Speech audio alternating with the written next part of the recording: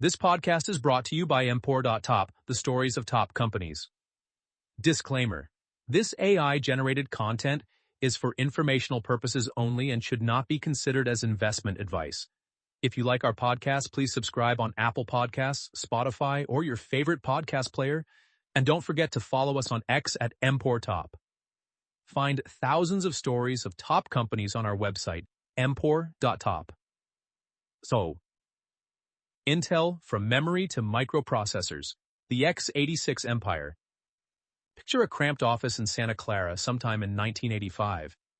Andy Grove, Intel's president, sits across from Gordon Moore, the company's CEO. Outside that door, Intel's world is getting uglier by the month. Japanese memory chip makers are flooding the market. Prices are collapsing. Intel's core business, the thing it was built to do, is being squeezed toward commodity oblivion. The board is anxious. The numbers are sliding the wrong way. Grove leans in and asks the kind of question that sounds hypothetical, until you realize it isn't. If we got kicked out, he says, and the board brought in a new CEO, what do you think he would do? Moore doesn't even pause. He would get us out of memories. There's a beat. Grove locks eyes with him and says, essentially, then why are we waiting? Why shouldn't you and I walk out the door, come back in, and do it ourselves? That exchange became one of the most consequential moments in modern business. Intel was about to abandon the product that had defined it, the product that paid for its factories, its engineers, its reputation, memory, and go all in on something that for years looked like a side hustle, microprocessors.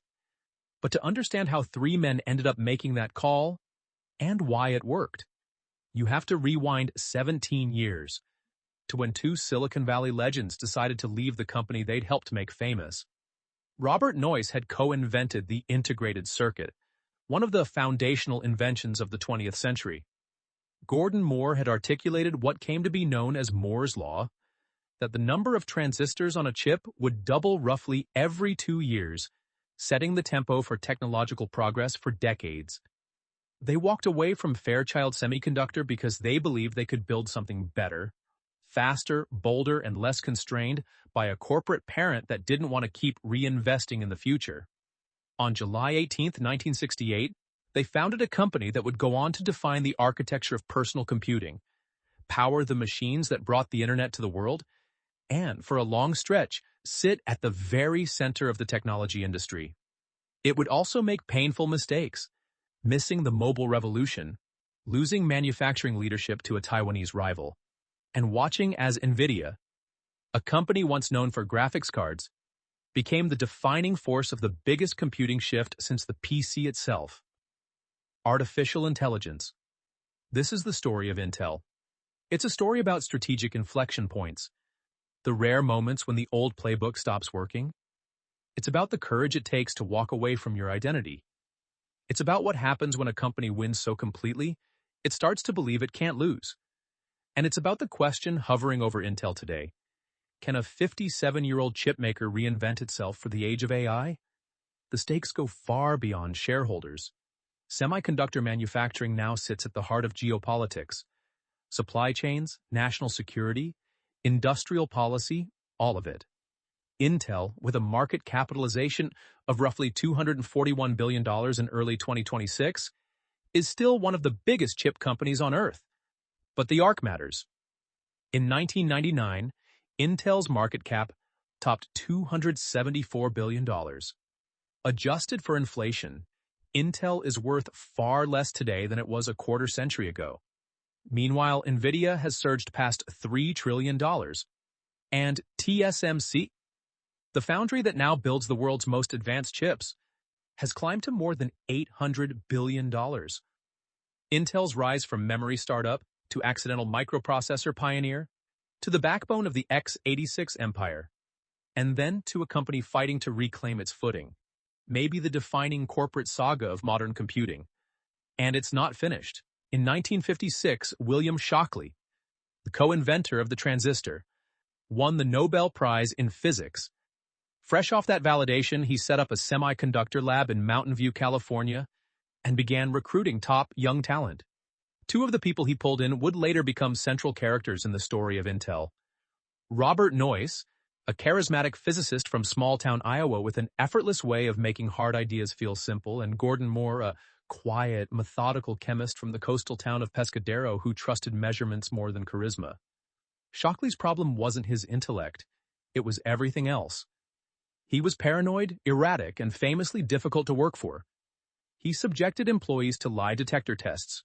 He publicly humiliated people in meetings. And he insisted on betting the lab's future on germanium-based semiconductors, even as his own researchers became convinced silicon was where the world was going. Within a year, 8 of Shockley's best scientists had had enough. On September 18, 1957, they resigned together, the group that would go down in Valley lore as the Traitorous Eight. Quietly, they had already lined up funding from Sherman Fairchild, an East Coast industrialist, and they set up shop in a rented building in San Jose. Fairchild Semiconductor was born. That move didn't just create a company, it created a template. In 1950s corporate America, leaving a prestigious employer to start a rival was close to unthinkable. The Traitorous Eight made it thinkable, and then made it normal. The cultural DNA of Silicon Valley starts here. Job hopping is a virtue, not a sin. Loyalty to the mission, not the institution. Risk-taking as a career move.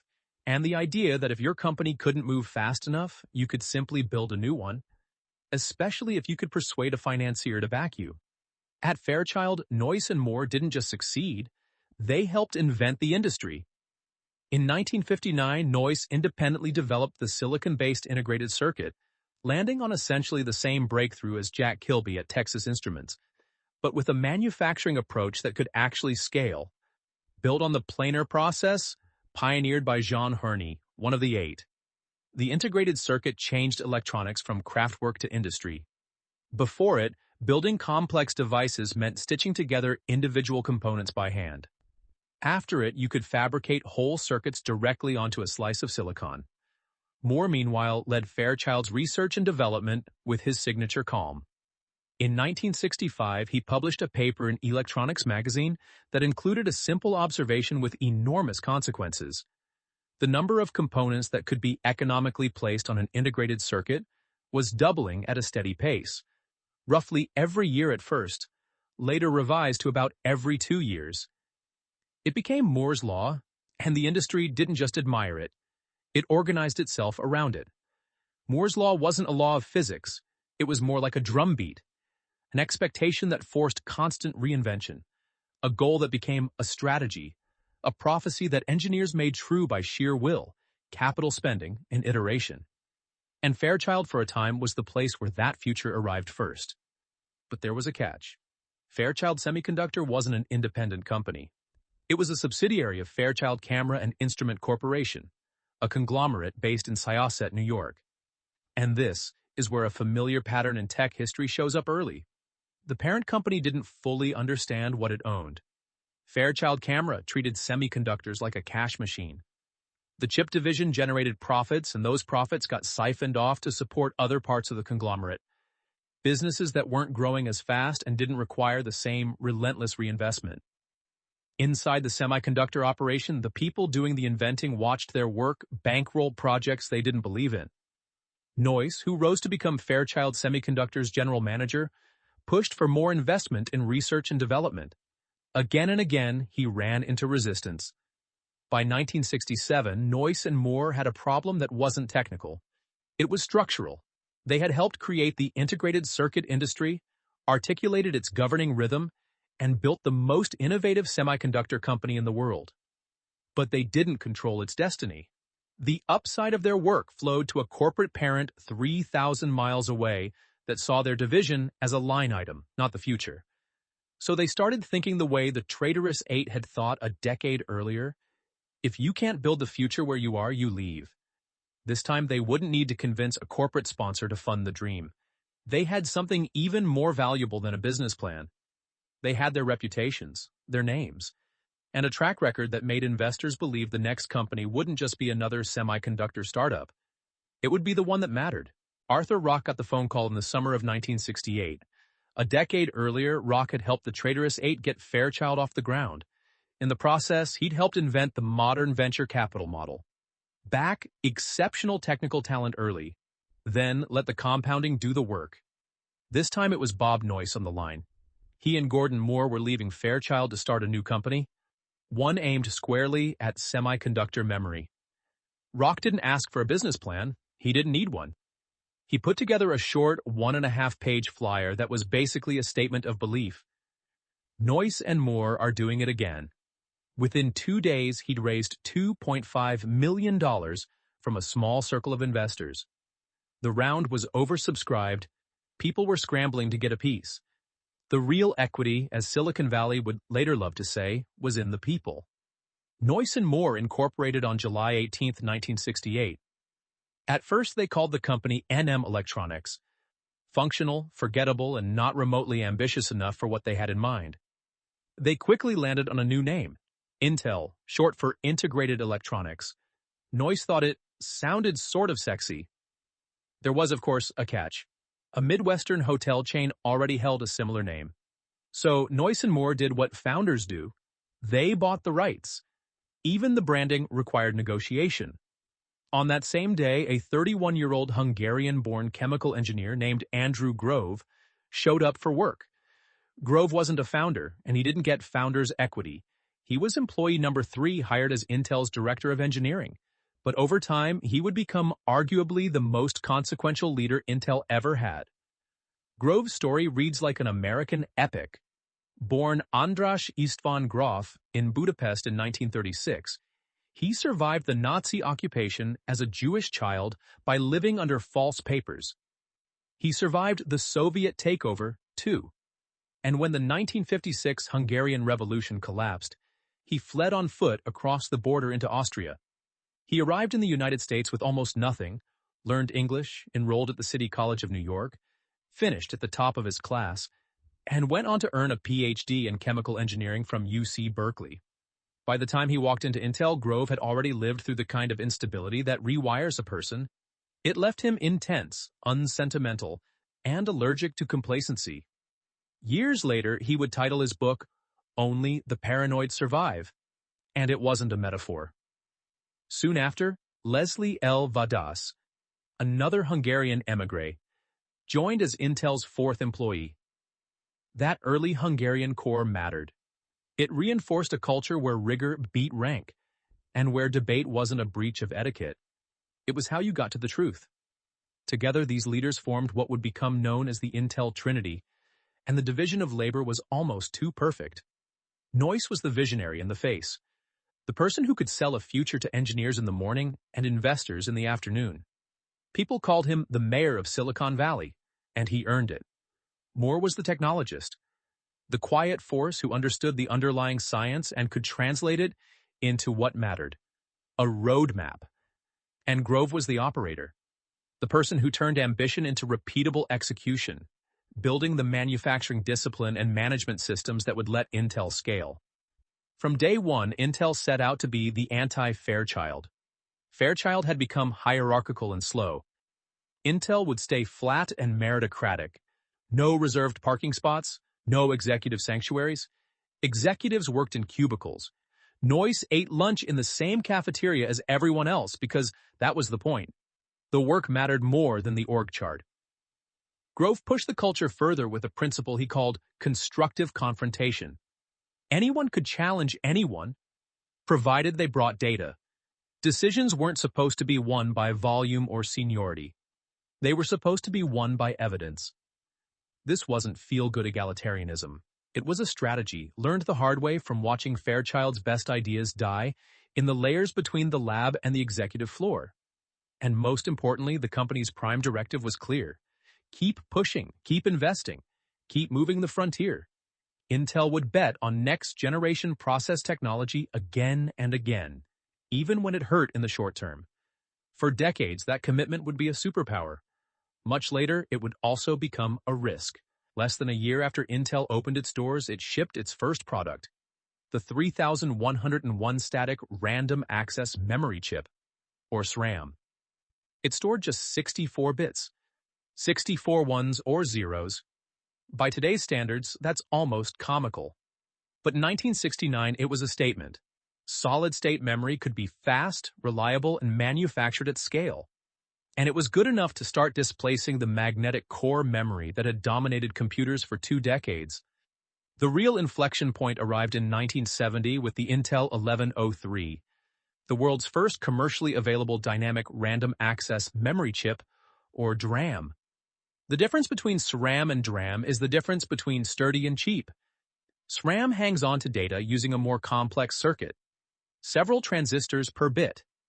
DRAM stores each bit in a tiny capacitor that slowly leaks, so it has to be refreshed constantly.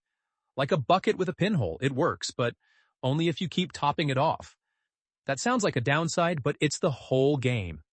DRAM needed far fewer components per bit, which made it dramatically cheaper to manufacture at a given capacity.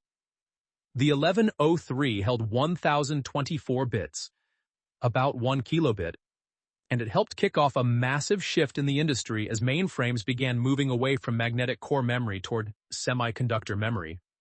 The 1103 didn't just succeed, it took over. By 1972, it was the best-selling semiconductor chip in the world. DRAM quickly became Intel's main business, and at one point, it generated more than 90% of the company's revenue. Intel wasn't merely participating in the memory market, it was shaping what the memory market was. And DRAM did something else that mattered just as much. It trained Intel. Memory chips are a forcing function. They're high volume, brutally cost-sensitive, and they reward whoever can manufacture with the best yields and the tightest process control. Intel's ability to shrink transistors and pack more density onto a wafer, generation after generation, was powered by DRAM. Memory was the technology driver that pushed the company down the learning curve. Through the 1970s, Intel expanded its memory lineup and its manufacturing footprint. The company went public in 1971. The industry boomed. Intel's revenue rose from $4 million in 1970 to $900 million by 1981. From the inside, it looked like the plan was working perfectly. Build the best process technology in the world by shipping an ocean of memory chips. Then the ocean turned. In the early 1980s, Japanese semiconductor manufacturers, NEC, Hitachi, Fujitsu, Toshiba, came hard for DRAM. They weren't just competent, they were coordinated. Backed by subsidies and support from Japan's Ministry of International Trade and Industry, they invested aggressively in modern fabrication capacity and paired it with an intense focus on manufacturing quality. Lower defect rates meant better yields. Better yields meant lower costs.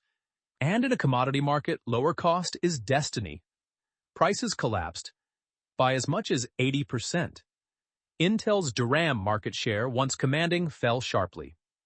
By 1984, the DRAM business was losing money, and it wasn't a contained problem. It was dragging down the whole company. Revenue stopped climbing. Profits thinned. For the first time, Intel had to lay people off. Inside Intel, the crisis immediately became a fight over identity. The memory team had built the company. Memory had paid for the fabs, trained the workforce, and generated almost all the revenue for years. Their argument was straightforward. Fight. Invest in the next generation of DRAM, regain the lead, and out-engineer the competition. Abandoning DRAM, they believed, wasn't strategy. It was surrender. But while that debate raged upstairs, something quietly shifted downstairs, on the factory floor. By the middle of 1984, some middle managers began steering Intel's process decisions toward technologies that favored logic chips, like microprocessors, rather than memory. They weren't staging a coup. They were responding to what the numbers were already saying. Microprocessors carried better margins, and the manufacturing choices that made microprocessors shine weren't the same ones optimized for DRAM. In other words, the fabs were drifting toward Intel's future before Intel's leadership had fully admitted the present was broken. By the end of 1984, top management couldn't ignore it anymore. Winning back DRAM leadership would require a major bet, at least $100 million for a new fabrication line to build 1 megabit chips. And even if Intel spent it, there was no guarantee it could earn it back under relentless Japanese pricing pressure. The memory team pushed for the investment. Management agonized. And then they said no. That single decision effectively ended Intel's path as a DRAM company. The company that had helped invent the modern memory industry was preparing to walk away from it. And as brutal as that sounds, it created space for something that had been growing almost awkwardly in the background. Something that began as a side project and was about to become the foundation of a computing empire. In 1969, a Japanese calculator company called Busicom showed up at Intel with what sounded like a great piece of business: a contract to design a chipset for a new line of desktop calculators. The spec called for a dozen different chips, each one hardwired to do its own job. It was complicated, but it was familiar work. Then, a young Intel engineer named Martian Ted Hoff suggested something that didn't fit the normal categories. Instead of 12 custom chips, what if Intel built one general-purpose chip that could be programmed to do all 12 jobs? That idea seems obvious now because it's basically the definition of a microprocessor. But in 1969, it was a leap. Hoff wasn't proposing a better calculator chip. He was proposing a tiny programmable computer. Logic that lived in software and instructions, not etched forever into specialized silicon. The difference between this thing can only ever do what we built it to do, and this thing can do whatever we can imagine as long as we can code it. Inside Intel, the reaction was mixed. The company was a memory business. Microprocessors looked like an engineering detour, but Noyce and Moore saw enough upside to let Hoff run with it. To make it real, Intel pulled together a small group. Federico Faggin, an Italian physicist who joined Intel specifically to lead the project's design and implementation, and Stanley Masur, who helped shape the instruction set. Out of that team came the Intel 4004. In November 1971, Intel released the 4004, the world's first commercially available microprocessor. It was a 4-bit chip, running at 740 kilohertz with about 2,300 transistors. Tiny by modern standards, but revolutionary for the moment. And it delivered a mind-bending implication. Computing power that had once demanded a room could now sit on a sliver of silicon. But the story had a catch that could have killed the whole category before it even started. Busicom owned the design. Intel had built the chip as a custom job. The intellectual property belonged to the customer. This is where Hoff's impact went beyond engineering. He pushed Intel's leadership to buy the rights back. His argument was simple and audacious. The microprocessor wasn't a calculator part. It was a platform. It could go into traffic systems, industrial controllers, instruments. Anywhere electronics needed brains. Intel agreed and negotiated with Busicom to reacquire the rights. Busicom, under financial pressure, accepted a deal where Intel lowered the price on the calculator chips, and in return Intel promised not to sell the 4004 to other calculator makers. For everything else, Intel was free to market the chip as its own. It's hard to overstate what that meant. Intel had effectively purchased the right to invent an industry. The 4004 led to the 8-bit 8008 in 1972, and then the far more capable 8080 in 1974. The 8080 went on to power the Altair 8800, the hobbyist machine that inspired Bill Gates and Paul Allen to write their first version of BASIC, and eventually to found Microsoft. In hindsight, that's a straight line into the personal computer revolution. Inside Intel, though, microprocessors still weren't the center of gravity. Memory was. These chips were exciting, but they weren't yet the thing Intel thought it was building. Then, in 1976, Intel's microprocessor roadmap hit a wall. The company had been working on an ambitious next-generation chip called the IAPX 432, a complex 32-bit processor intended to be Intel's flagship for the 1980s. It slipped. It got expensive. Technical problems piled up. And customers don't wait politely while you debug the future. Intel needed something shippable. Fast. Something to hold the market until the 432 was ready. So Intel built a stopgap. The result was the 8086, a 16-bit processor designed quickly, with an eye toward being somewhat compatible with the 8-bit 8080, so existing customers could migrate without rewriting everything from scratch. Stephen Morse led the design team, which worked under a tight schedule and limited resources. Intel introduced the 8086 in 1978. At the time, it wasn't treated like destiny, it was treated like a bridge. And yet, this is the chip family that would eventually become the foundation of the x86 architecture, the computing standard that would dominate personal computing for decades. While the engineers were trying to keep the roadmap alive, Intel's sales and marketing teams were fighting a different war. In the late 1970s, Motorola's 68000 was gaining momentum, and Intel was losing key design wins. So in 1979, Intel went on offense with an internal campaign called Operation Crush, an all-out push to win 2,000 design wins for the 8086 and its companion chips in a single year. The name wasn't subtle. Intel wanted to crush Motorola. Operation Crush, led by Intel's Vice President of Marketing Bill Davidow, marked a shift in how Intel sold microprocessors. This wasn't just, here's a chip. Intel began pitching a complete solution. Development tools, support chips, software, training, everything an engineering team needed to bet their product on Intel. One of those wins, landed by a field sales engineer named Earl Whetstone in Florida, would end up mattering more than the other 1,999 combined. In 1980, Earl Whetstone was covering Intel's Florida sales territory when he heard something that didn't sound like IBM. An IBM engineer named Philip Donald Don Estridge had been authorized to shop outside the company for key components for a new product. For IBM, famous for doing everything itself, from processors to peripherals, that was practically heresy. If IBM was willing to buy an external CPU, then whatever they were building wasn't just another internal project. It was urgent. Estridge couldn't tell Whetstone exactly what he was working on, but Intel's sales team didn't need a full briefing to understand the shape of the opportunity. They worked the relationship, and what made it possible was geography. Estridge's team was based in Boca Raton, Florida, far from IBM's headquarters in Armonk, New York. That distance wasn't accidental. IBM leadership had set this up as a skunkworks, a small group with unusual autonomy, operating outside the normal bureaucracy, with a brutal deadline, about a year, to deliver IBM's first personal computer. The team started small, roughly a dozen engineers, and they were allowed to do something IBM almost never did: assemble a system using off-the-shelf parts. Estridge's logic was simple. If IBM tried to design everything from scratch, it would take years. If they bought proven components, they could ship in months. And in a market that was starting to move fast, speed was the entire point.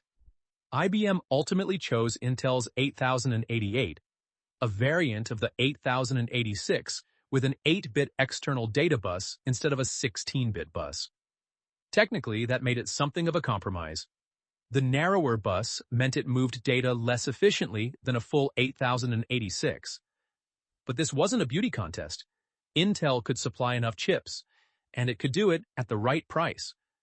Just as importantly, the 8088's 8-bit bus let IBM build the rest of the machine more cheaply, using less expensive support chips and simpler circuit boards. It was a decision optimized for cost, availability, and time to market, not bragging rights. On August 12, 1981, IBM launched the IBM Personal Computer, officially the Model 5150.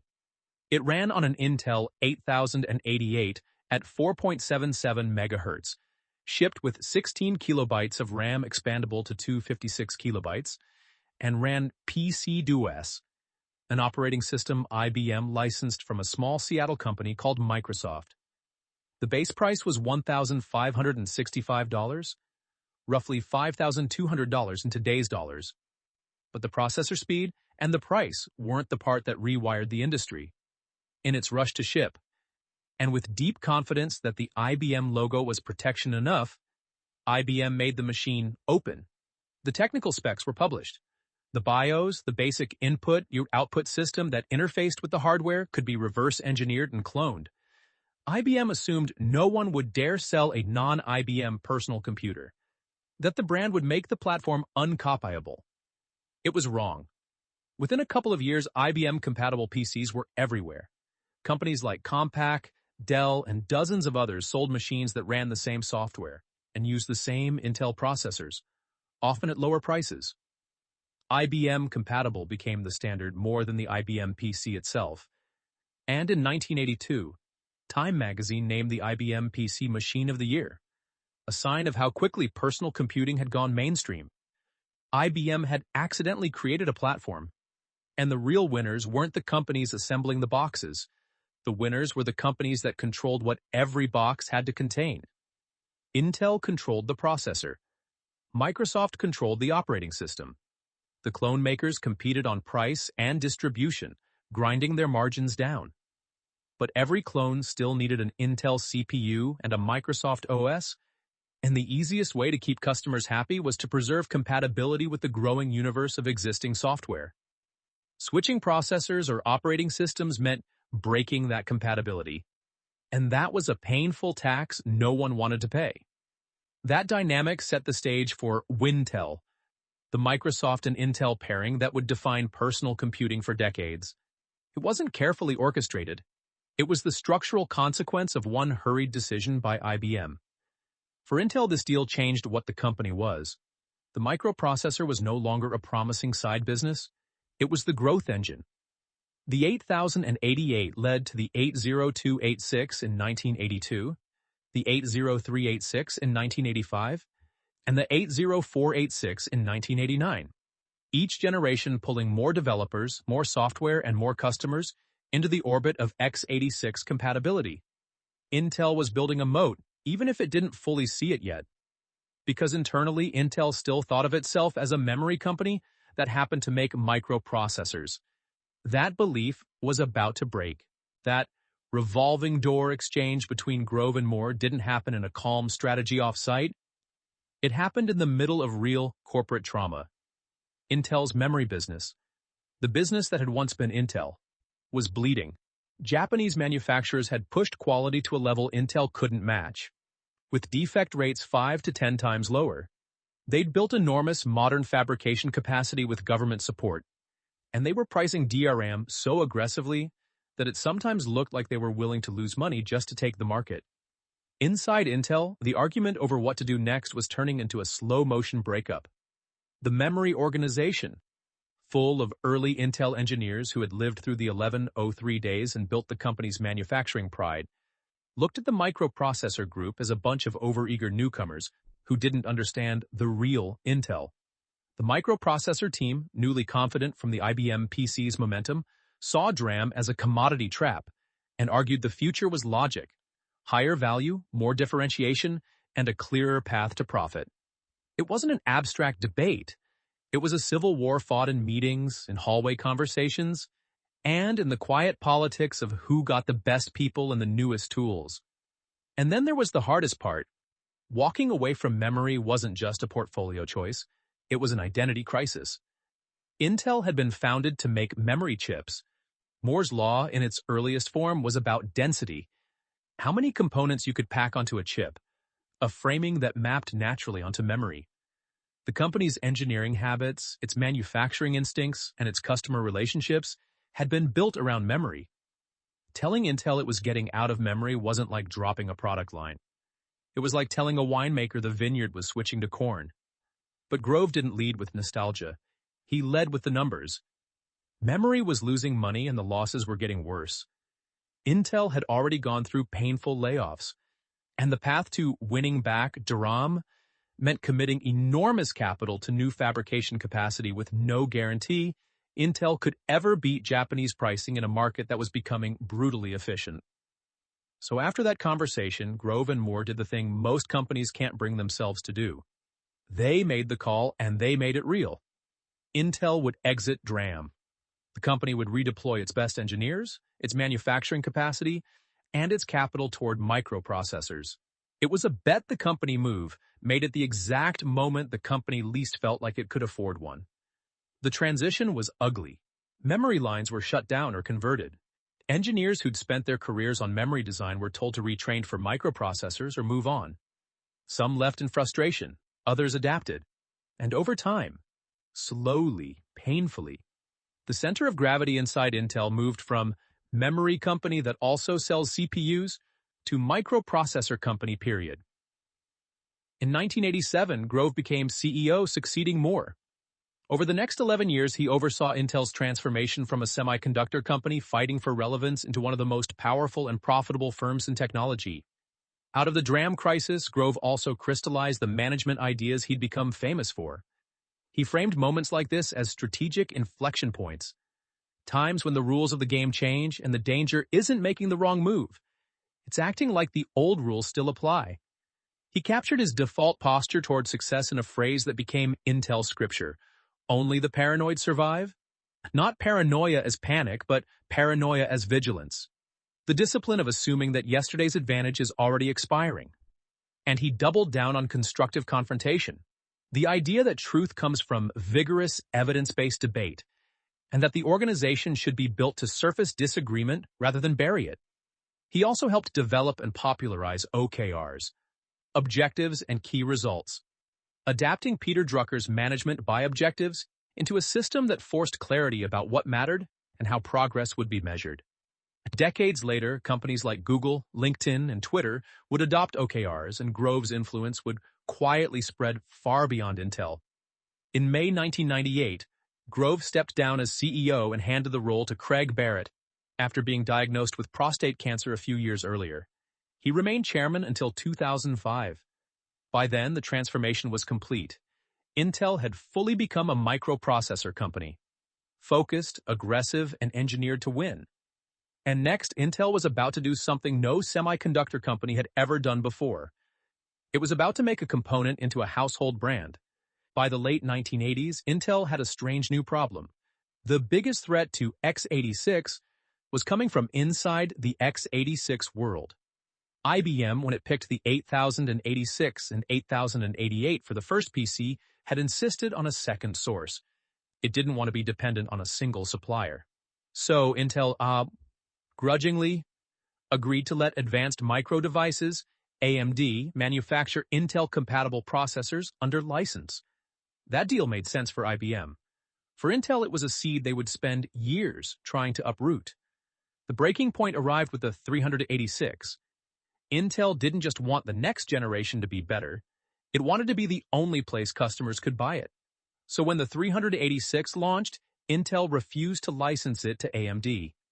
AMD argued that the old second source agreement covered future x86 processors too. Intel argued it didn't. And what followed was a long, grinding legal war that stretched for years and eventually reached the Supreme Court of California. While the lawyers fought, AMD did what it had to do to survive. It started building its own x86 compatible chips through clean room reverse engineering. One team documented how Intel's processors behaved without looking at the original designs. Another team, working from that documentation alone, built a compatible chip from scratch. And AMD wasn't the only one taking a swing. Cyrix, which emerged from a Texas Instruments-owned design shop, entered the market selling 386 and 486 clone processors at steep discounts. Suddenly, Intel wasn't just defending itself against a rival. It was defending itself against an entire class of competitors. Companies that could undercut Intel by copying what Intel had already spent years and billions to develop. The clone wars were on. Intel's response was both ruthless and elegant. It fought in court. It moved faster on product cycles, trying to stay one step ahead, so competitors were always cloning yesterday's chip. But Intel also did something even more important. It changed the battlefield. In 1991, Intel launched Intel Inside. The idea was wildly counterintuitive. Intel was a component supplier. It sold to PC makers, not consumers. And now it wanted the average person shopping for a family computer to care deeply about the processor. Something they couldn't see, couldn't touch, and usually couldn't explain. It was like a steel company trying to convince homebuyers to demand a particular brand of rebar. Intel Inside worked because it wasn't just a slogan. It was a financial machine. Intel offered PC manufacturers a deal. If you put the Intel Inside logo in your ads and on your machines, Intel would reimburse part of your advertising spend, sometimes up to half. For PC makers, it was effectively subsidized marketing. For Intel, it was a way to turn its name into a proxy for quality, and to make Intel something customers asked for. And once customers started asking for Intel, the clone makers faced a much harder job. Even if a Cyrix or AMD chip was cheaper, switching away from Intel now carried a new risk. Would customers see your computer as the off-brand version?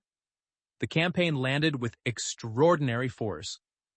By the mid-1990s, the Intel Inside jingle, those 5 notes, had become one of the most recognizable sounds in advertising.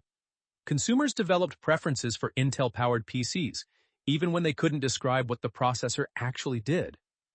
Intel was spending more than $100 million a year to make that happen, but it was buying something priceless, leverage over the entire PC industry. At the same time, the Wintel era locked into place. Windows became the default operating system for the PC universe, and Intel became the default engine underneath it. The two companies reinforced each other in a flywheel. New versions of Windows demanded more computing power, which pushed customers toward new Intel processors, which enabled more ambitious software, which made Windows more valuable. The business results followed. From 1991 through 1996, Intel's revenue grew dramatically to $20.8 billion, with profit margins near 25%. Intel was no longer just a great semiconductor company. It was becoming one of the most consistently profitable power centers in tech. Of course, there was a looming intellectual threat, too. One that, in theory, could have broken the spell. Computer architects were increasingly enamored with RISC, or reduced instruction set computing, a design philosophy built around simpler instructions that could be executed faster. x86 was CISC, complex instruction, set computing, loaded with more elaborate instructions. If our RISC chips were cleaner and faster, why would the world keep dragging around all this x86 complexity? Intel's answer was classic Intel. Don't abandon compatibility. Absorb the best idea. Starting with the Pentium Pro in 1995, Intel effectively built a RISC-like core inside an x86 processor. The chip would accept x86 instructions from software, then translate them internally into smaller, simpler micro-operations that could run more efficiently. Backward compatibility on the outside, modern performance on the inside. And that ultimately was the trick of this entire era. Intel's true moat wasn't that x86 was the most elegant architecture. It was that the world had standardized on it. The growing mountain of x86 software, and the expectation that tomorrow's machine would still run yesterday's programs, created switching costs so high that better alternatives struggled to matter. Intel wasn't just selling silicon. It was selling permanence. If Intel's moat in the early 1990s was permanence, the Pentium made that permanence feel like a brand you could hold in your hands. On March 22, 1993, Intel launched the Pentium processor and with it, a consumer marketing revolution. The name choice wasn't cosmetic, it was defensive strategy. Until then, Intel had been marching forward with numbers: 8,086, 286, 386, 486. The problem was that numbers can't be trademarked. AMD could sell a 386 or 486, and legally, Intel couldn't stop them. A word could be owned. Pentium was Intel's first truly trademarkable CPU name, built from the Greek pente, meaning 5, paired with the ium ending, to make it sound like a fundamental element. And that was the point. Intel wasn't trying to sound like a part supplier anymore. It was trying to sound like the ingredient. The launch campaign made that unmistakable. Intel went far beyond the Intel Inside stickers and co-op advertising. It ran TV commercials with bunny-suited cleanroom technicians dancing to disco music, turning chip manufacturing into something almost glamorous. The subtext was loud. This isn't a commodity component. This is the beating heart of the most important machine in your life. Then came the stumble that proved just how well the branding had worked. In October 1994, Thomas Noyce, a mathematics professor at Lynchburg College in Virginia, discovered the Pentium produced incorrect results for certain floating-point division operations. The flaw became known as the Pentium FDIV bug. It affected only a tiny slice of use cases, with errors occurring extremely rarely, perhaps once in every 9 billion random divisions. But Intel didn't respond like a consumer brand. It responded like an engineering company. At first, it downplayed the issue, saying the bug was inconsequential for most users. Replacements would be offered only to customers who could show they were affected. That might have sounded reasonable inside Intel. Outside Intel, it sounded like the world's most important chip company was telling people to stop asking questions. And now there was a new accelerant: the Internet. Newsgroups and early web forums turned the story into a rolling punchline. IBM announced it was halting shipments of Pentium-based PCs. Confidence cracked in public. Grove saw the miscalculation for what it was and reversed course. On December 20th, 1994, Intel announced an unconditional replacement policy. Any customer who wanted a new chip could get one, no questions asked. Intel took a $475 million write-off, enormous at the time, but contained the damage before it became permanent. Later, Grove acknowledged the real lesson: Intel was no longer selling only to engineers who understood that complex systems sometimes have flaws. It was selling to consumers who expected their computers to be as dependable as a toaster. And the fact that a processor bug could make front-page news was itself a milestone. A defect in a DRAM chip would have been a footnote. A defect in the world's dominant CPU was a national story. The product machine kept moving. After the original Pentium came the Pentium Pro in 1995, the Pentium 2 in 1997, and the Pentium 3 in 1999, each delivering major performance gains. At the same time, the PC market was exploding, pulled forward by the rise of the Internet, Windows 95 and 98, and falling hardware prices that put computers into hundreds of millions of homes. In 1997, Time magazine chose Andy Grove as its Person of the Year, calling him the person most responsible for the amazing growth in the power and the innovative potential of microprocessors. During his tenure as CEO, Grove oversaw a 4,500% increase in Intel's market capitalization, from roughly $4 billion to $197 billion, making Intel the world's seventh largest company with 64,000 employees. Underneath the branding and the product cycles, Intel's real weapon was manufacturing. One of the most important systems it built in this era was a methodology called copy exactly. The idea was almost fanatically simple. Once a manufacturing process worked in one fab, Intel would replicate it at other fabs with absolute fidelity. Not just the big things, the equipment and process steps, but every detail, down to settings and even the color of the paint on the walls. The goal was to crush variability. If it worked in Oregon, it should work in Arizona, Ireland, or Israel. Copy exactly helped Intel ramp new processor generations faster and more reliably than competitors who struggled with yields and delays when they tried to stand up new facilities. By the end of the 1990s, Intel was generating more than $29 billion in annual revenue and had a market capitalization approaching $275 billion. From the outside, it looked unbeatable. The PC market was booming. The Internet was creating insatiable demand for computing power, and Moore's Law kept delivering. Intel wasn't just dominant. It looked like one of the most successful companies in the history of capitalism. And that's usually when the story starts to turn. The first real warning sign had a name: Itanium. In the mid-1990s, Intel teamed up with Hewlett-Packard on something radical: a brand new 64-bit architecture called IA-64, sold under the Itanium name. The ambition was clear: leapfrog x86 and build the future of high-end servers and workstations on a cleaner, more powerful foundation. But Itanium ran straight into Intel's own moat. It wasn't backward compatible with the enormous world of x86 software. To run existing programs, customers either had to rewrite them or rely on emulation. And that emulation was painfully slow. Intel was effectively asking the industry to give up the very thing that had made Intel Inside so sticky: compatibility. AMD saw the opening and didn't hesitate. In 2003, it launched Opteron and Athlon 64, extending x86 to 64-bit while keeping full compatibility with 32-bit software.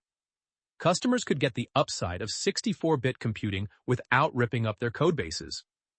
AMD's approach, AMD 64, was the pragmatic evolution Intel should have shipped first. Then came the part that stung: Microsoft adopted AMD 64 as the basis for 64-bit Windows, and Intel was forced to follow the market, licensing AMD's extension so Intel processors could keep up. The company that created x86 had to take marching orders on x86's future from its biggest rival. Itanium hung around for years before fading away, quietly discontinued after reportedly costing Intel billions, a massive bet, and a strategic misread of the ecosystem dynamics Intel itself had helped create. But even that wasn't the real disaster. The catastrophe was mobile. In 2007, Steve Jobs walked on stage in San Francisco and introduced the iPhone. The device that would become the most important consumer computer ever made didn't run on an Intel chip. It ran on ARM. And it wasn't because Apple never asked. Intel had been offered the contract for the iPhone's processor and turned it down. Paul Otellini, who became CEO in 2005, later said the decision was one of his biggest regrets. At the time, Intel's logic was straightforward. Apple's projected volume didn't seem worth the investment, and mobile margins looked thin compared to the rich economics of PC and server CPUs. The problem was that mobile wasn't a smaller PC market. It was a different planet. ARM, originally developed by the British company ARM Holdings, was built around power efficiency. If x86 was a big engine designed for a truck, strong, fast, and thirsty, ARM was a small engine designed to sip fuel all day. That trade-off didn't matter much on a desktop plugged into the wall. On a smartphone living and dying by its battery, it mattered more than almost anything. Intel's chips delivered performance, but they were power-hungry. ARM chips were efficient enough to make a phone feel fast without draining the battery by lunchtime. And then the market flipped. Within a few years, smartphones outgrew PCs, and smartphones became the center of gravity in consumer computing. The industry standardized on ARM-based designs. Intel was locked out. Intel did try to fight its way in. It poured billions into mobile-focused efforts, including Atom processors and specialized tablet and smartphone platforms. None broke through. By 2016, Intel had essentially exited the mobile processor market, and the retreat came with a brutal write-off. Roughly $10 billion, a very expensive reminder that missing a platform shift isn't something you fix with effort alone. Worse, the consequences kept compounding. Apple had adopted Intel processors for Macs in 2006, but as Intel's product cadence slipped and performance gains slowed, Apple grew increasingly frustrated. In 2020, Apple announced the M1, an in-house ARM-based chip manufactured by TSMC. The message was unmistakable. Apple could deliver laptop-class performance with far better power efficiency, without Intel. Apple's transition to Apple Silicon became a public humiliation for Intel, but the deeper threat wasn't just Apple leaving. It was who Apple was leaving with. Because at the same time, Intel was missing mobile, a company it once dismissed was becoming the most important manufacturer in the world. TSMC, Taiwan Semiconductor Manufacturing Company, founded in 1987 by Morris Chang, had pioneered the foundry model. Build chips for everyone, at world-class scale without designing them. For decades, Intel looked down on that approach. Intel owned the full stack, and Intel's manufacturing was typically a generation or two ahead. Then, around 2015, Intel's manufacturing engine started to misfire. Its transition from 14 nanometer to 10 nanometer, something that should have taken roughly 2 years, stretched out to more than 5. TSMC, meanwhile, kept marching. 7 nanometer, then 5, then 3, with a consistency Intel used to embody. For the first time, Intel no longer held process leadership. TSMC did. And because TSMC built chips for Apple, AMD, Nvidia, and much of the rest of the industry, Intel's rivals suddenly had access to more advanced manufacturing than Intel itself. AMD's Zen processors built at TSMC began beating Intel on both performance and power efficiency. The old Intel playbook, win through manufacturing excellence and lock in the ecosystem, wasn't just under pressure anymore. It was starting to run in reverse. By 2020, Intel wasn't just slipping. It was getting lapped. The stock had gone nowhere while AMD's surged. Nvidia had become the most valuable semiconductor company in the world on the back of the AI boom. Apple, once a marquee Intel customer, had left for its own silicon, and TSMC had taken the manufacturing crown Intel used to treat as its birthright. So in February 2021, Intel made the kind of hire you make when you want the building to stop shaking. Pat Gelsinger. He was a former Intel executive who'd spent 9 years running VMware, and he came back with the aura of a missing chapter being restored. Gelsinger had joined Intel at 18 as a quality control technician, climbed through engineering, and had been widely seen as a future CEO before being passed over in 2005. Now he was returning as CEO to try to pull Intel out of its skid. His plan had a name that sounded like a manifesto: IDM 2.0. It had 3 big moves. First, Intel would win back process leadership by pouring capital into new fabs and aiming to hit 5 process nodes in 4 years, an industry pace that many people considered close to fantasy. Second, Intel would open itself up as a foundry, building chips for other companies the way TSMC does. Third, Intel would finally accept a modern reality it had resisted for decades. It would use external foundries, including TSMC, for some of its own products. The spending that followed was enormous. Intel announced major fab projects in Ohio, Germany, Israel, and Poland, with planned investments totaling more than $100 billion. Then came the policy tailwind.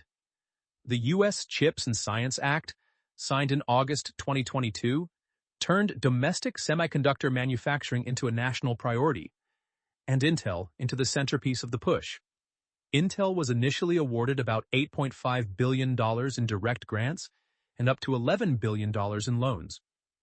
When the final award was announced in November 2024, it came to $7.86 billion in direct funding, with $3 billion redirected to the Secure Enclave program for trusted defense manufacturing. The motivation was bigger than Intel's P&L. American leaders were increasingly alarmed that so much advanced manufacturing capacity sat in East Asia, especially Taiwan. A disruption there could fracture global supply chains overnight. Intel's pitch, implicitly and explicitly, was that it could become the anchor for reshoring. But the turnaround didn't arrive on schedule. Revenue fell hard, from $79 billion in 2021 to $63 billion in 2022, and then $54 billion in 2023, as the PC market cooled and AMD kept taking share. The foundry effort, rebranded as Intel Foundry in February 2024, lost more than $7 billion on an operating basis in 2023. Intel's AI accelerator, Gaudi 3, didn't meaningfully dent Nvidia's grip on the market, and Intel acknowledged it would miss its $500 million Gaudi revenue target for 2024. Then came the belt-tightening that a few years earlier would have sounded impossible. In August 2024, Gelsinger announced plans to cut about 15,000 jobs, roughly 15% of the workforce, aiming for $10 billion in cost reductions. Intel also suspended its dividend. The third quarter 2024 earnings report was where the story turned from tough to violent. Intel reported a GAAP loss of $3.88 per share, driven by $15.9 billion in impairment charges. Those included write-downs on fab equipment, a $10 billion deferred tax asset impairment, and a $2.6 billion Mobileye goodwill impairment. This is the kind of quarter that doesn't just reset expectations. It changes careers. On December 1, 2024, it did. Pat Gelsinger departed as CEO. The announcement said he retired, but reporting indicated the board, led by Chair Frank Yeary, had delivered an ultimatum: resign or be removed. The board believed the turnaround was moving too slowly, the spending was too aggressive relative to results, and Intel needed a different approach. Gelsinger later confirmed at a conference in Tokyo that his exit was forced by a third party. During his nearly 4 years in the role, Intel's stock had fallen about 61%. Intel named 2 interim co-CEOs, CFO David Zinsner and Products Chief Michelle Johnston Holthouse. The stock, which had traded near $50 in early 2024, fell below $20 by year-end, down roughly 60%. And in November 2024, Intel was removed from the Dow Jones Industrial Average and replaced by Nvidia. It was a symbolic gut punch, but also a tidy snapshot of where the industry's center of gravity had moved. On March 12, 2025, Intel picked its next CEO, Lip-Bu Tan. The 66-year-old Malaysian-born executive had run Cadence Design Systems from 2009 to 2021, where the stock rose about 3,200% and revenue more than doubled. He also knew Intel from the inside. He'd served on Intel's board from 2022 until resigning in August 2024, reportedly frustrated with how slowly change was happening under Gelsinger. Tan signaled a philosophical shift almost immediately. Gelsinger's posture had been capacity first. Build hard, build fast, and trust demand would catch up. Tan came in as a product-first operator, saying there would be no more blank checks. He flattened the organization, removed roughly half of management layers, and had key chip groups report directly to him. He also began personally reviewing and approving major chip designs before tape-out, an intensity that's rare for any CEO, let alone one running a company of Intel's scale. The cuts weren't theoretical. On day one, Tan pointed to more layoffs beyond the 15,000 already announced. In an April 2025 memo, he wrote that Intel was too slow, too complex, and too set in our ways. By mid-2025, Intel was on track to end the year with about 75,000 core employees, down from 108,900 at the end of 2024, roughly 34,000 jobs eliminated, about a third of the workforce in a single year. WARN filings recorded thousands of layoffs across California, Oregon, Arizona, and Texas. Tan also pulled back on the most ambitious CapEx plans. He canceled the planned fab projects in Germany and Poland, slowed construction in Ohio to match demand rather than aspiration, and sold a 51% stake in Altera to Silver Lake. He shut down the automotive business unit entirely.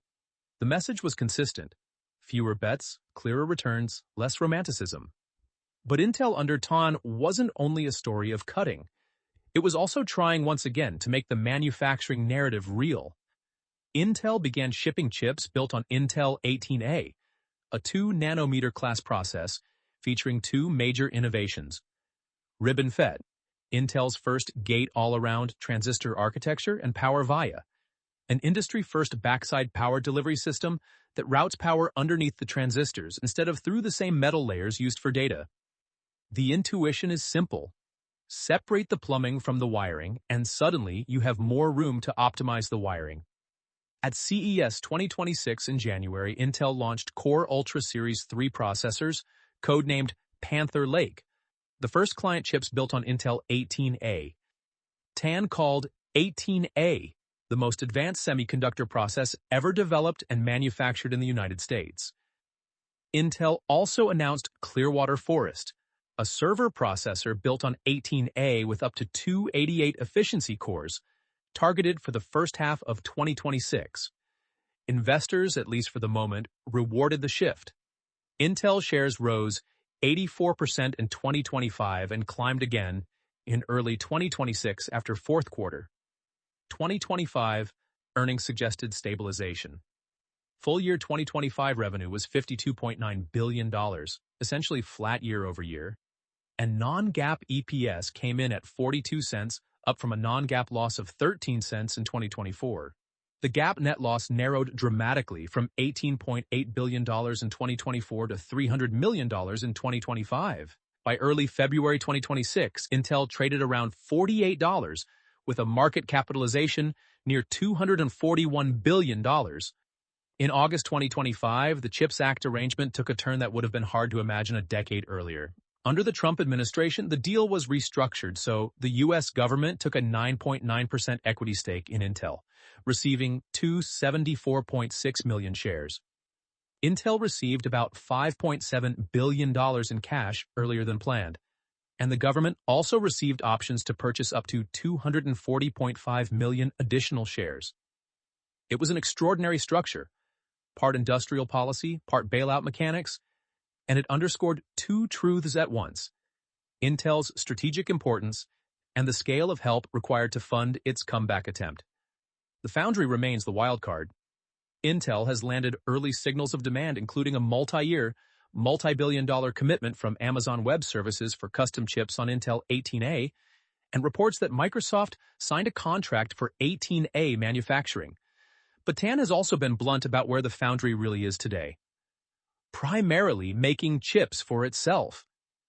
He has warned that if Intel can't secure at least one major external customer for Intel 14A, the node after 18A, Intel may have to exit chip manufacturing entirely. That warning isn't drama, it's math. Fabs can cost $20 billion or more, and they only work economically at high utilization. Intel Foundry has been running at meaningfully lower utilization than TSMC, and in second quarter, 2025, alone it reported a $3.17 billion operating loss on $4.4 billion in revenue. And even as Intel tries to stabilize its core, it's still being pulled toward the next battlefield. In February 2026, Intel hired Eric Demers from Qualcomm as chief GPU architect, with plans to build discrete GPUs. Whether that's the kind of necessary expansion Intel needs to stay relevant, or another case of spreading itself too thin at exactly the wrong time, is one of the defining questions of the current era.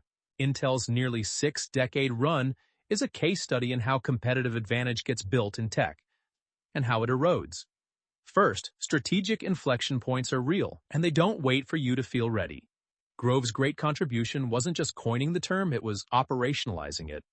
Intel lived through one of the cleanest examples in business history when it walked away from DRAM and rebuilt itself around microprocessors. That wasn't a tweak at the edges. It was a recognition that the game had changed and that playing harder by the old rules would still end in the same loss. Second, standards beat better technology more often than engineers want to admit. x86 was not destined to win on elegance alone. But once enough software, tools, and developer habits accumulated around it, x86 became the safe choice. Then the default choice. Then the only choice that didn't come with a compatibility tax. Intel's moat wasn't just the chip. It was the ecosystem that expected the chip to be there. And that's why the rise of ARM, first in phones, then in laptops, and increasingly in servers, hits Intel at the structural level. It's not just competition. It's the weakening of the standard that made Intel Intel. Third, vertical integration is a superpower until it becomes a trap. For years, Intel's model, design and manufacturing under one roof, was the envy of the industry because Intel also led the world in process technology. When that leadership slipped and TSMC pulled ahead, the same model turned into a constraint. Fabless rivals like AMD could take great designs to the best factory on Earth. Intel, committed to its own fabs, had to fix manufacturing while also fighting product wars with competitors who didn't have that burden. The lesson isn't never integrate. It's that integration only works if you can stay world-class at every layer you've chosen to own. Fourth, the most dangerous misses are platform shifts, because you can't patch them with effort. Intel missed mobile. It missed the GPU-centered wave that powered modern AI, and it underestimated how quickly ARM-based computing would move from phones to everything. Each miss followed a familiar logic. The core business was throwing off so much profit that it was hard to justify diverting resources to uncertain markets with lower margins. That's the innovator's dilemma in its purest form. Rational decisions that compound into strategic irrelevance. Fifth, culture can be a moat, but it can also rust. Early Intel ran on constructive confrontation, meritocracy, and a kind of bracing honesty that made the company faster and sharper. Over time, scale and success have a way of dulling that edge. What begins as a culture that rewards dissent can quietly become one that rewards alignment. And when the environment changes, a conformity-driven culture is exactly how you miss the early signals. Finally, in semiconductors, capital is strategy. Leading-edge fabs cost sums that only a handful of companies can even attempt, and the payoff horizon is long. Intel's willingness to spend aggressively on manufacturing, over and over, was one of its great historical advantages. Today, that same capital intensity is the center of the modern story. Can Intel fund a turnaround, regain process leadership, and build a foundry business that attracts real external customers, all without being crushed by the economics of underutilized factories? That's Intel's recurring theme, from memory to microprocessors to foundry ambition. In this industry, you don't get to be right once. You have to keep being right. Expensively. at the exact moments when the future still looks optional. The bear case. Intel's challenges aren't just cyclical, they're structural. Look at the battlefield and you see pressure coming from almost every direction at once. Start with what used to protect Intel: the difficulty of entering the chip business. Building leading-edge factories is still brutally expensive, so new entrants in manufacturing remain rare. But the center of gravity has shifted. The fabless model has lowered the barrier where it matters most: chip design. Today, companies like Apple, Amazon, and Google can design their own processors, often on ARM, and send them to TSMC to manufacture. They don't need Intel's chips, and increasingly, they don't even need Intel's category. That shift matters because it changes the semiconductor value chain. Intel spent decades as the default provider of compute for the PC era. Now, more of the industry is choosing to be its own compute provider. Next, customer power. For years, Intel's customers complained, but they didn't have credible alternatives at scale. That's no longer true. AMD is now a real option in PCs, servers, and the cloud. And the biggest buyers have shown they'll switch when performance, price, or efficiency demands it. AMD's server share has climbed past 25%. In some segments after being essentially non-existent a decade ago. And the trend has been moving in one direction. When hyperscalers can choose between Intel, AMD, their own ARM-based chips, and even Nvidia's Grace processors, Intel's old pricing power starts to look like a historical artifact. Then comes the most dangerous force: substitutes. ARM has already won mobile. It's pushing into laptops via Apple Silicon and Qualcomm's Snapdragon X series. In data centers, it's gaining credibility through Amazon's Graviton line and Nvidia's Grace. And on the horizon, RISC-V. Open, flexible, and backed by a growing ecosystem, looms as a longer-term threat in embedded and edge computing. This is the quiet erosion of Intel's greatest moat. For decades, x86 wasn't just an architecture, it was the default. Now it's a choice, and choice is the enemy of monopoly economics. And even if Intel catches up in manufacturing, that doesn't automatically mean it wins customers. Apple and Qualcomm reportedly declined to use Intel's 18A technology, a reminder that having a competitive node and winning major designs are two separate battles. Competitive rivalry is also as fierce as it has ever been. AMD, led by Lisa Su, has executed one of the strongest turnarounds the semiconductor industry has seen, repeatedly delivering chips that are competitive on performance and attractive on price. Nvidia has consolidated an extraordinary grip on AI training and inference with its GPU platforms, and its market value has climbed past $3 trillion, roughly 12 times Intel's. And TSMC's manufacturing leadership has created an uncomfortable inversion. Intel's rivals can often access more advanced production technology than Intel can. Put it into Hamilton-Helmer's 7 powers terms, and the bear case is that Intel has lost, or is losing, most of the durable advantages that once made it feel inevitable. Process power slipped to TSMC. Scale economies get harder when PCs stagnate and the foundry business runs far below TSMC's utilization. Switching costs weaken when ARM and RISC-V keep improving. The x86 ecosystem still has momentum, but it's no longer expanding as the unquestioned center of computing. Even brand power has faded. Consumers care less about an Intel Inside sticker than about the lived experience. Battery life, responsiveness, AI features that Apple Silicon and Qualcomm can deliver, and there's a human cost that becomes strategic. Intel eliminated roughly a third of its workforce in about 2 years. Many of those departures included experienced engineers, and in a business like semiconductors, you don't replace that kind of institutional knowledge on a hiring plan and a slide deck. The bull case. The bull case rests on 3 pillars: foundry upside, geopolitics, and Lip-Bu-Tan. If Intel Foundry works, it has the potential to become one of the most valuable businesses in semiconductors. TSMC generates more than $80 billion a year with operating margins above 40%. Intel doesn't need to replicate that to matter. capturing even a meaningful fraction, especially from customers who want geographic diversification away from Taiwan, would be transformative. The multi-year, multi-billion-dollar AWS commitment, plus reports of an 18A contract with Microsoft, are early signals that real customers are at least willing to test Intel's pitch. The second pillar is 18A itself. With Panther Lake shipping on Intel 18A, the company has something it hasn't had in years. A credible story of manufacturing progress that's real, not aspirational. RibbonFET and PowerVia are legitimate architectural changes, and Intel claims they offer density and performance advantages versus competing nodes. If outside customers validate 18A at scale, it could kick off the kind of flywheel foundries live on. More volume leading to better yields, leading to better economics, leading to more investment. Intel has also laid out follow-on variants, 18AP and 18APT, suggesting it's building not just a one-node comeback, but a roadmap. The third pillar is geopolitics, and it may be Intel's strongest. The U.S. government taking a 9.9% equity stake and committing more than $11 billion in total support isn't just financing. It's a declaration that domestic leading-edge semiconductor manufacturing is a national strategic priority.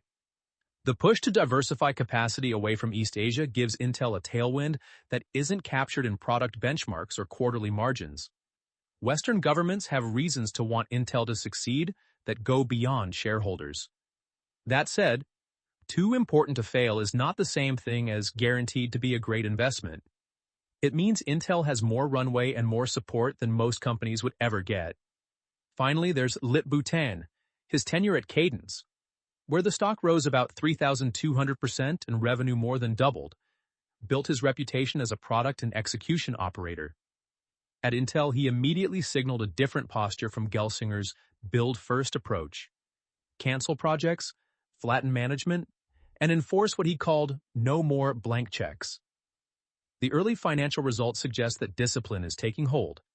The narrowing of losses from $18.8 billion in 2024 to $300 million in 2025 reflects a company that has stopped bleeding at the same rate.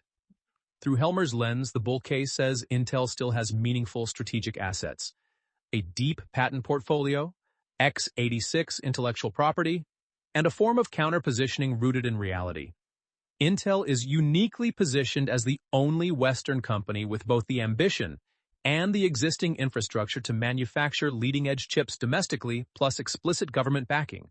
No startup and no typical competitor can recreate that mix. KPIs to watch. If you're tracking whether Intel's turnaround is real, two metrics matter more than almost anything else. First, foundry external customer revenue. This is the proof point that separates a manufacturing comeback story from a marketing one. TSMC became TSMC by winning outside customers and running fabs at high utilization. Intel has to show it can do the same, at meaningful scale, and that it can move the foundry business toward break-even. Tan's own warning that Intel may have to exit manufacturing if it can't secure a major Intel 14A customer makes this the single most important KPI on the board. Second, data center market share versus AMD. Intel's server dominance has already eroded from over 90% historically to roughly 70% in recent years, with AMD above 25% in some segments. Whether Intel can stabilize and then claw back share will largely determine if its core franchise remains intact. This is where Intel's best margins live. Losing share here is far more consequential than a few points of consumer PC share, especially as Clearwater Forest Xeon 6, built on 18A, is targeted for the first half of 2026.